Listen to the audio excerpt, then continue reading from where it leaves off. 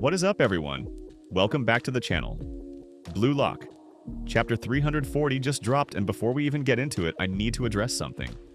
This chapter is only 10 pages. There's a note from the publisher explaining that author Yusuke Nomura fell suddenly ill, so we only got the first half of the chapter this week. The rest drops on March 25th.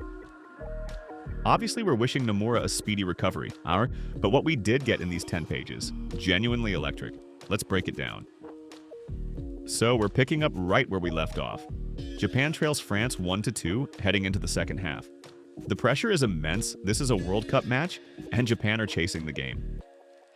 The chapter opens with this massive double-page splash, second half kickoff, and the energy is immediately through the roof.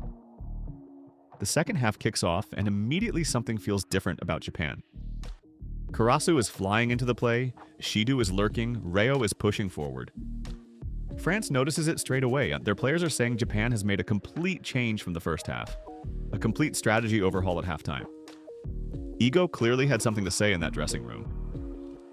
And then we get this panel. All of Blue Lock surging forward together. And the line that hits, "This half, we're striking back."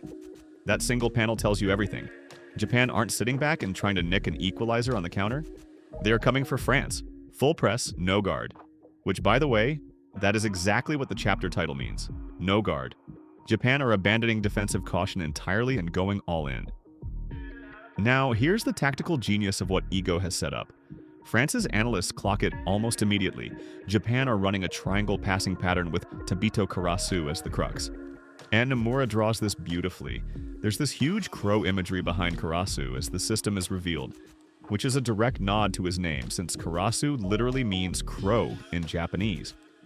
The art direction here is incredible, even in a shortened chapter. But France thinks they've figured it out. If Karasu is the crux, shut Karasu down and the whole system collapses. And that's exactly where Japan pulls the rug. Yo Hiyori steps up and says, "Let's move, Blue Lock." Because the crux isn't just Karasu. Karasu is bringing the ball up and changing the pace, but he and Hiyori are running a double game maker system simultaneously. Two playmakers operating in tandem, overwhelming France's ability to track both of them. This is where it gets really smart. Because while France is scrambling to process two game makers, their defensive shape gets pulled out of position. Karasu has the ball, Hiyori is controlling the pace, and that pulls defenders towards them, which leaves one man completely free and behind. Isagi, Yoichi. Isagi is completely free. The whole system was designed to create this moment.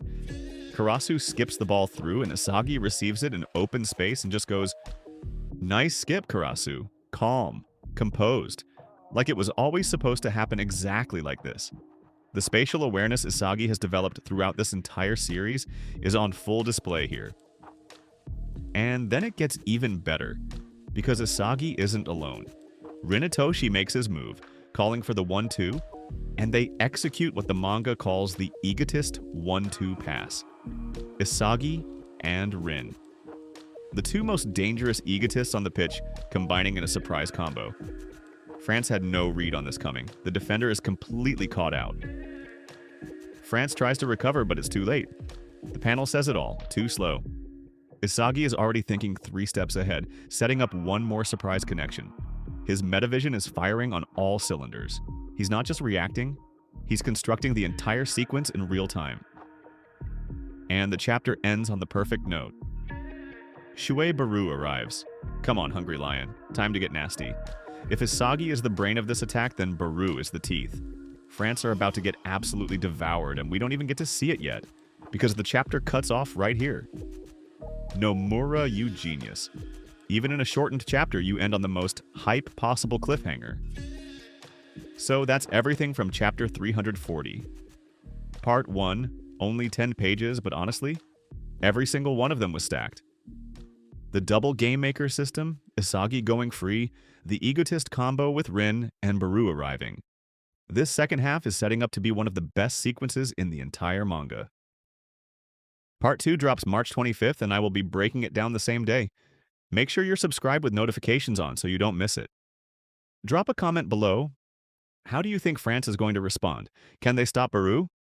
See you on the 25th.